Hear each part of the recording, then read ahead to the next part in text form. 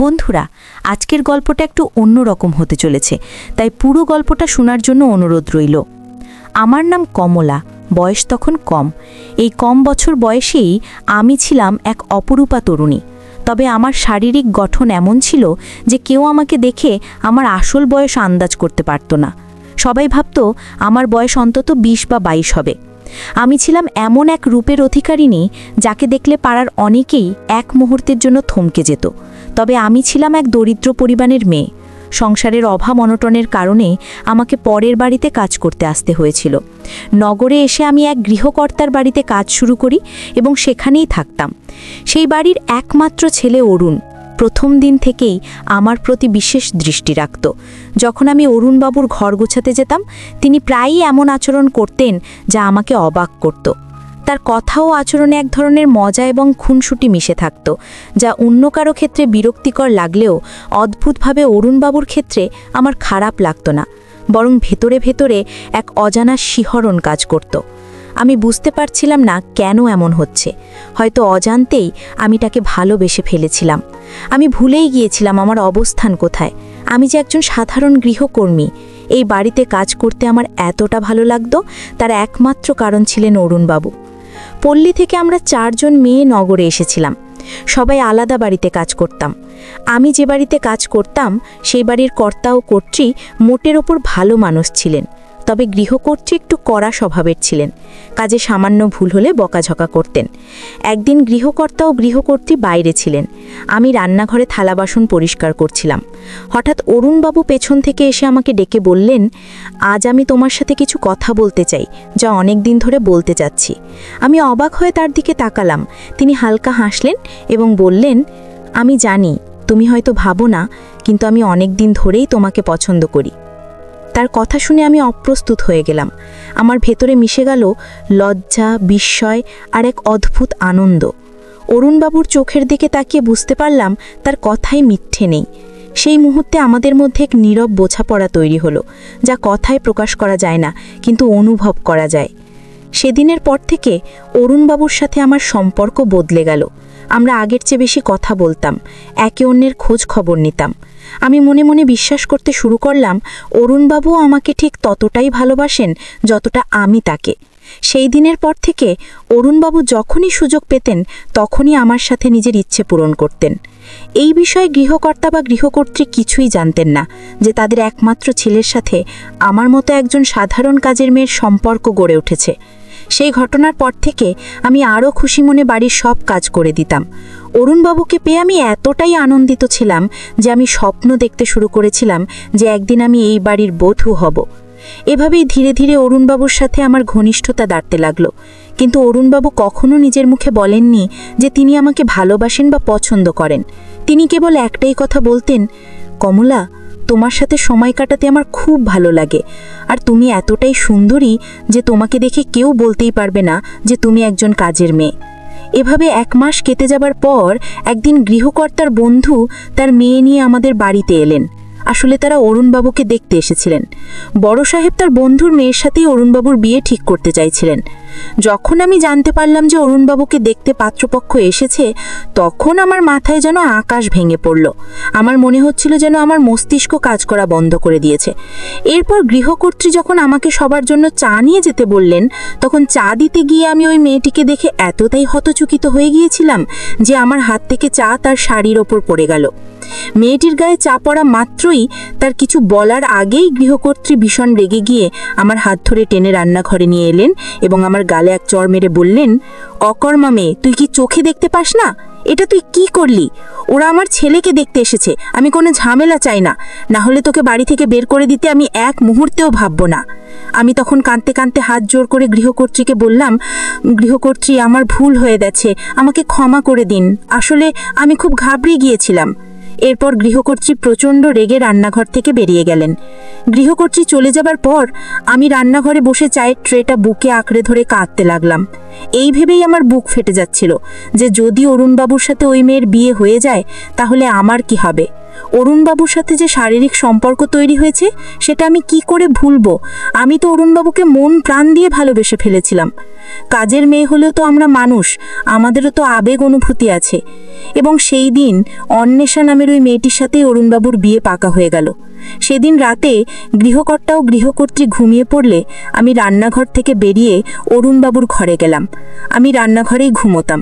তার ঘরে প্রবেশ করতেই অরুণবাবু আমাকে দেখে বললেন, কমলা, এত রাতে তুই এখানে কি করছিস?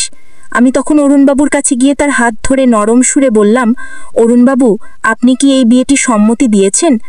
অরুণবাবু তখন ম্লান হাসে বললেন, আমার ইচ্ছে না থাকলেও আমাকে হয়তো এই বিয়েটা করতেই হবে, কারণ এটা আমার বাবা মায়ের খুব পছন্দের।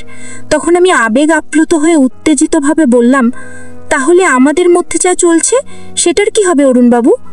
অরুণবাবু তখন অবাক হয়ে বললেন, তুই কি বলতে চাইছিস? আমি তো কিছুই বুঝতে পারছি না। এরপর আমি অরুণবাবুকে আর কিছু না বলে রাগে ঘর থেকে বেরিয়ে আবার রান্নাঘরে ফিরে এলাম।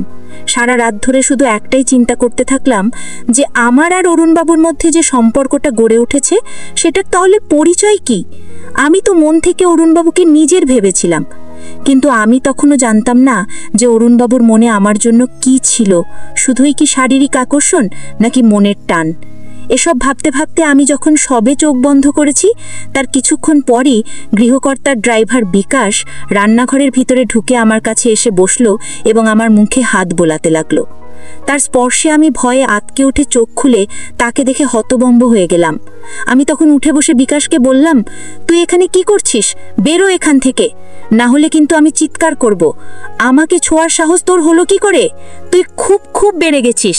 এরপর যদি আমাকে ছোঁয়ার চেষ্টা করিস তাহলে আমি গৃহকর্তাকে বলে তোকে চাকরি থেকে ছাড়িয়ে দেব। গৃহকর্তার ড্রাইভার বিকাশ তখন বিদ্রূপের হাসি হেসে বলল, কমলা, তুই যে অরুণবাবুর সাথে রাত কাটাস সেটা আমি নিজের চোখে দেখেছি। তাহলে আমার সাথে থাকতে তোর কি সমস্যা? দেখে নিস, একদিন অরুণবাবু তোকে ধোঁকা দেবে। তুই যে স্বপ্ন দেখছিস সেই স্বপ্ন তোর কোনোদিনও সত্যি হবে না। তুই যে একজন কাজের মেয়ে সেটা ভুলে যাস না। এই বলে বিকাশ ঘর থেকে বেরিয়ে গেল। তার চলে যাওয়ার পর আমি স্পষ্ট বুঝতে পারছিলাম যে বিকাশ কোন স্বপ্নের কথা বলছিল। যেহেতু আমি অরুণবাবুকে ভালোবেসে ফেলেছিলাম, তাই আমি ভেবেছিলাম অরুণবাবু আমাকে বিয়ে করবেন এবং আমি এই বাড়ির কর্ত্রী হব। ড্রাইভার আমার সেই স্বপ্নের দিকেই ইঙ্গিত করে বলেছিল যে আমার এই স্বপ্ন কোনোদিন পূরণ হবে না। এই কথাগুলো ভাবতে ভাবতেই আমার সারা রাত কেটে গেল। পরদিন সকালে আমি যখন বিষণ্ণ মনে ঘর পরিষ্কার করছিলাম, তখন গৃহকর্তা অরুণবাবুর ওপর প্রচণ্ড চিৎকার করছিলেন। আমি তখন দ্রুত কাজ থামিয়ে বাগানের দিকে গিয়ে দেখলাম বড় গৃহকর্তা অরুণবাবুর গালে এক থাপ্পড় মেরে বললেন, নির্লজ্জ কথাকার, তোর তো কোনো কাজ নেই।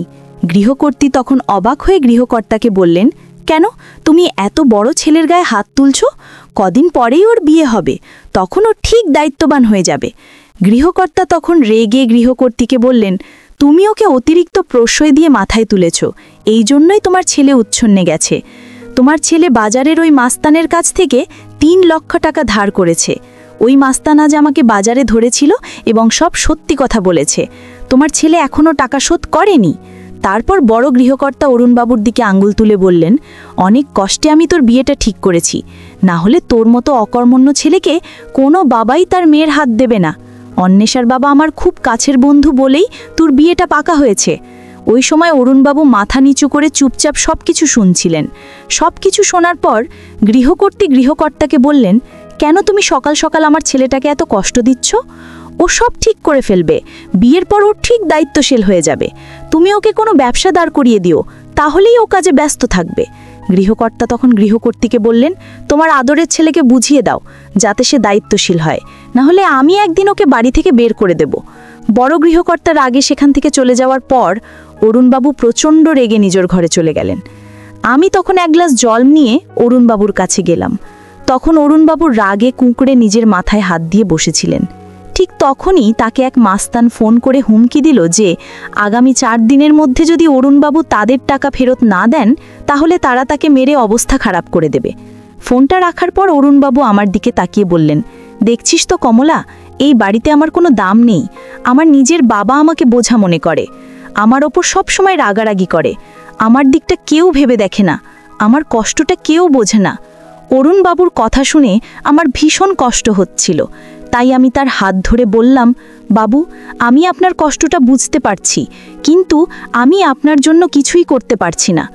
অরুণবাবু তখন বিছানা থেকে উঠে দাঁড়িয়ে আমার হাতটা চেপে ধরে বললেন, কমলা, আমি জানি তুই আমাকে অনেক ভালোবাসিস, কিন্তু আমি চাইলেও তোকে বিয়ে করতে পারবো না রে, কারণ আমার বাবা মা তোর সঙ্গে আমার ভালোবাসার সম্পর্ক কোনোদিন মেনে নেবে না, কারণ তুই একজন কাজের মেয়ে, কিন্তু আমার কাছে তুই আমার রানী, তাই আমি তোকে বিয়ে করতে রাজি আছি। অরুণবাবুর কথা শুনে আমি খুশিতে আত্মহারা হয়ে গেলাম এবং বুঝলাম যে আমার স্বপ্ন খুব শীঘ্রই পূরণ হতে চলেছে। তারপর আমি অরুণবাবুকে বললাম, আপনি সত্যি আমাকে বিয়ে করতে চান বাবু? অরুণবাবু তখন আমার ঘাড়ে হাত রেখে বললেন, হ্যাঁ, আমি তোকে বিয়ে করতে চাই, কিন্তু তার আগে তোকে আমার একটা শর্ত পূরণ করতে হবে। আমি তখন খুব খুশি হয়ে অরুণবাবুকে বললাম, আপনি যা বলবেন বাবু, আমি তাই করব। আমি আপনাকে অনেক ভালোবাসি, আপনার জন্য আমি সব কিছু করতে রাজি আছি, বলুন আমাকে কি করতে হবে? তারপর অরুণবাবু যা বললেন তা শুনে আমার পায়ের তলার মাটি সরে গেল, কারণ আমি একজন দরিদ্র কাজের মেয়ে ছিলাম, আমার আত্মসম্মান ছিল। আমি গরিব ছিলাম কিন্তু চোর নই, আমি দরিদ্র ছিলাম কিন্তু লোভী নই, কিন্তু অরুণবাবুর ভালোবাসায় আমি অন্ধ হয়েও চুরি করতেও দ্বিধা করিনি। অরুণবাবু আমাকে বললেন, কমলা, তুই বাবার আলমারি থেকে মায়ের গলার নেকলেসটা চুরি করবি, ওই নেকলেসটার দাম 4 থেকে 5 লক্ষ টাকা হবে। অরুণবাবুর কথা শুনে আমি ঘাবড়ে গিয়ে বললাম, বাবু, আমি গরিব হতে পারি কিন্তু চোর নই, আমি চুরি করতে পারবো না, গৃহকর্ত্রী আমাকে অনেক বিশ্বাস করেন। অরুণবাবু তখন রেগে বললেন, কমলা, তাহলে তুই আমাকে বিয়ে করতে চাস না, তাই তো? ওই গয়না বিক্রি করে 4-5 লক্ষ টাকা পাওয়া যাবে, তারপর আমরা দুজনে এখান থেকে পালিয়ে গিয়ে বিয়ে করব। কিন্তু তুই আমাদের ভবিষ্যতের কথা ভাবছিস না? আমি একটা পাগল যে তোকে বিয়ে করার জন্য এত উতালা হয়েছি। তুই আমাকে ভালোবাসিস না, তাই না? চলে যাই এখান থেকে। অরুণবাবুর অভিমান দেখে আমি তার মায়ের গলার নেকলেস চুরি করতে রাজি হয়ে গেলাম। এমন নয় যে আমার বয়স কম বলে আমি বুদ্ধিতে অপরিপক্ক ছিলাম, জ্ঞানের দিক থেকে আমি যথেষ্ট পরিণত ছিলাম, কিন্তু অরুণবাবুর ভালোবাসায় আমি এতটাই অন্ধ হয়ে গেছিলাম যে কোনটা সঠিক আর কোনটা ভুল সেই সিদ্ধান্ত নিতে পারিনি। আমি যখন গৃহকর্ত্রীর নেকলেস চুরি করতে রাজি হলাম, তখন অরুণবাবু আমাকে বললেন, কমলা, তুই আজকে যখন মায়ের শাড়িগুলো স্ত্রী করে আলমারির ভেতরে রাখতে যাবি, ঠিক সেই সময় সুযোগ বুঝে মায়ের নেকলেসটা চুরি করে আমাকে এনে দিবি, তারপর আমরা দুজন এখান থেকে পালিয়ে গিয়ে বিয়ে করে নেব। অরুণবাবুর কথা মতো সুযোগ বুঝে আমি যখন গৃহকর্ত্রীর শাড়ি গৃহকর্তার ঘরের আলমারির ভেতরে রাখতে গেলাম, তখন গৃহকর্তা ঘরের ভেতরে সোফায় বসে ফোনে কথা বলতে ব্যস্ত ছিলেন। সেই সুযোগে আমি তাড়াতাড়ি লকার থেকে গৃহকর্ত্রীর নেকলেস বের করে আমার ব্লাউজের ভেতরে লুকিয়ে নিলাম। ওই সময় ভয়ে আমার হাত কাঁপছিল, আমার কপাল থেকে ঘাম ঝরছিল। আমি ভাবছিলাম, যদি গৃহকর্তা দেখে ফেলেন তাহলে আমার কি হবে? গৃহকর্তা ও গৃহকর্ত্রী আমাকে অনেক বিশ্বাস করতেন, কিন্তু আমি তাদের সেই বিশ্বাস আর ভরসা ভেঙেছিলাম। তারপর নেকলেসটা চুরি করে আমি চুপচাপ গৃহকর্তার ঘর থেকে বেরিয়ে এলাম। গৃহকর্তার ঘর থেকে বেরোতেই অরুণবাবু আমার কাছে এসে ফিসফিস করে জিজ্ঞেস করলেন, কমলা, কাজ হয়েছে? ওই সময় আমার অবস্থা খুবই খারাপ ছিল, ভয়ে আমার মুখ লাল হয়ে গিয়েছিল, আমার হাত পা থরথর করে কাঁপছিল। আমি অরুণবাবুকে কিছু না বলে ব্লাউজের ভেতর থেকে নেকলেসটা বের করে তার হাতে দিয়ে দিলাম। নেকলেসটা হাতে পেয়েই অরুণবাবু খুব খুশি হয়ে আমাকে জড়িয়ে ধরলেন। তারপর আমি অরুণবাবুকে জিজ্ঞেস করলাম, বাবু, আমরা কবে বাড়ি থেকে পালিয়ে বিয়ে করব? অরুণবাবু তখন আমার গালে আলতো করে টিপে দিয়ে বললেন, খুব তাড়াতাড়ি যাব। অরুণবাবুর কথায় বিশ্বাস করেই আমি স্বপ্ন দেখতে শুরু করেছিলাম যে আমি খুব শীঘ্রই অরুণবাবুর অর্ধাঙ্গিনী হব, কিন্তু আমি স্বপ্নেও ভাবতে পারিনি যে আমার সাথে এতটা খারাপ কিছু হতে চলেছে। আমার ভালোবাসার এমন পরিণতি হবে আমি কোনোদিন ভাবিনি। এরপর বেশ কিছুদিন কেটে যাওয়ার পর যখন অরুণবাবুর বিয়ের দিন পাকা করার জন্য মেয়ে পক্ষ আমাদের বাড়িতে এলো, তখন আমি অরুণবাবুকে রেগে বললাম, অরুণবাবু, তারা তো আপনার বিয়ের দিন ঠিক করতে আসছে, আপনি কবে আমাকে নিয়ে পালিয়ে বিয়ে করবেন? অরুণবাবু তখন আমার কাঁধে হাত রেখে বললেন, আরে পাগলি, তুই চিন্তা করছিস কেন? বিয়ের দিন পাকা করতে আসছে, বিয়েটা তো আর আজকেই হচ্ছে না, তুই চিন্তা করিস না, সময়ের সাথে আমি সবকিছু ঠিক করে দেব। দেখতে দেখতে অরুণবাবুর বিয়ের দিন পাকা করার সময় চলে এলো। সেদিন আমি ভীষণ দুঃখী ছিলাম। আমার মনে কষ্ট হচ্ছিল এটা দেখে যে অরুণবাবু অন্বেষা ম্যাডামকে দেখে মুচকি মুচকি হাসছিলেন। আমি এতটাই বোকা ছিলাম যে তখনও বুঝতে পারিনি অরুণবাবুর আসল উদ্দেশ্য কি। সেদিন গৃহকর্তার বাড়িতে তাদের আত্মীয় স্বজন এবং গৃহকর্তার বন্ধু ও তাদের পরিবারের সদস্যরা উপস্থিত ছিলেন। বাড়িতে অনেক লোকজন ছিল, সবাই খুব আনন্দ করছিল। কিন্তু আমি ভেতরে ভেতরে যন্ত্রণায় পুড়ে যাচ্ছিলাম। তারপর সেদিন আমার মনে সব ভুল ধারণা ভেঙে গেল। আমি বুঝতে পারলাম যে এতদিন অরুণবাবু আমাকে ঠকিয়েছেন, এতদিন তিনি শুধু আমাকে ব্যবহার করেছেন। কারণ সেদিন যখন গৃহকর্তা ও গৃহকর্ত্রী জানতে পারলেন যে তাদের আলমারি থেকে নেকলেস চুরি হয়েছে, তখন তারা আমার ওপরই সন্দেহ করলেন এবং সেটা করাটাই স্বাভাবিক ছিল। তারপর গৃহকর্ত্রী যখন সবার সামনে চিৎকার করে আমাকে জিজ্ঞেস করলেন যে নেকলেসটা কোথায়, তখন আমি অরুণবাবুর মুখের দিকে তাকিয়ে বললাম, গৃহকর্ত্রী, আমি আপনার নেকলেস চুরি করিনি। ওদিকে বাড়িতে উপস্থিত থাকা আত্মীয়স্বজন এবং অন্বেষার বাবা মা আমাকেই চোর বলে অপবাদ দিচ্ছিল, কিন্তু তবু অরুণবাবু চুপচাপ দাঁড়িয়ে তামাশা দেখছিলেন। আমি ভেবেছিলাম অন্ততপক্ষে তিনি আমার পক্ষে কথা বলবেন, কিন্তু তিনি যা করলেন তাতে আমি পুরোপুরি ভেঙে পড়লাম। আমি যখন বিষণ্ণ মুখে অরুণবাবুর দিকে তাকিয়েছিলাম, তখন গৃহকর্ত্রী আমার গালে একটা থাপ্পড় মেরে বললেন, চোর কোথাকার, আমার ছেলের দিকে তাকিয়ে আছিস কেন? বল, আমার নেকলেসটা কোথায় লুকিয়ে রেখেছিস? ঠিক তখনই অরুণবাবু তার মাকে বললেন, হ্যাঁ মা, তুমি ঠিকই বলেছ, এই মেয়েটাই তোমার নেকলেস চুরি করেছে। এই মেয়েটাকে এক্ষুনি বাড়ি থেকে বের করে দাও, এসব কাজের মেয়েদের বেশি প্রশ্রয় দিতে নেই। বাবুল কথা শুনে আমার পায়ের তলার মাটি সরে গেল। যার জন্য আমি চুরি করেছিলাম সেই মানুষটি আমাকে চোরের অপবাদ দিল।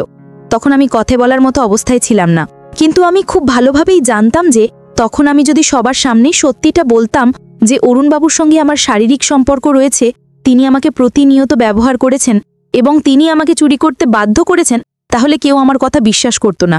তাই আমি সবাইকে একটাই কথা বললাম, আমি চুরি করিনি। আপনাদের যদি বিশ্বাস না হয় তাহলে আপনারা আমার জিনিসপত্র তল্লাশি করে দেখতে পারেন। তারপর গৃহকর্তা ও গৃহকর্ত্রী এবং অন্বেষার বাবা মা সবাই মিলে আমার জিনিসপত্র তল্লাশি করে যখন কিছুই খুঁজে পেলেন না, তখন তারা আমাকে ছেড়ে দিলেন। কিন্তু সেদিন আমি মনে মনে ঠিক করে নিয়েছিলাম যে যেভাবেই হোক আমার ওপর যে চোরের অপবাদ দেওয়া হয়েছে সেটা আমাকে মুছতেই হবে।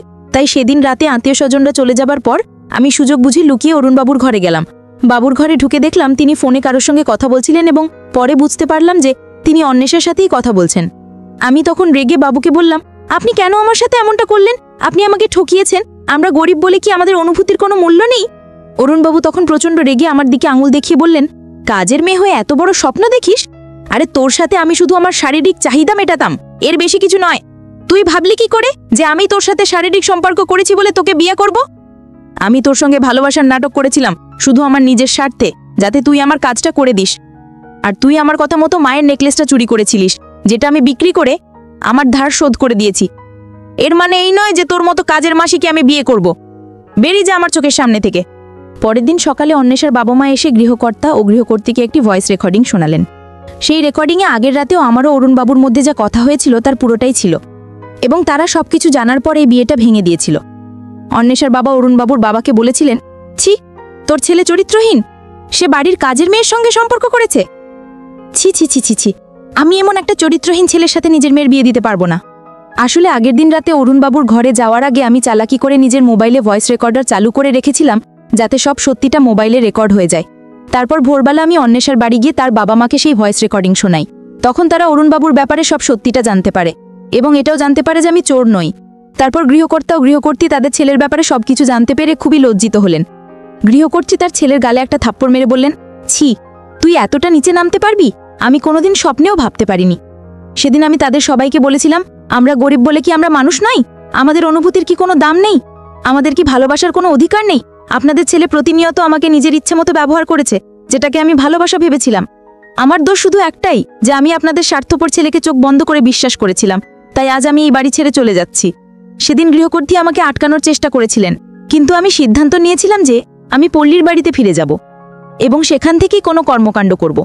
তারপর অরুণবাবুকে উচিত শিক্ষা দিয়ে আমি পল্লীর বাড়িতে নিজের বাবা মার কাছে ফিরে এসেছিলাম।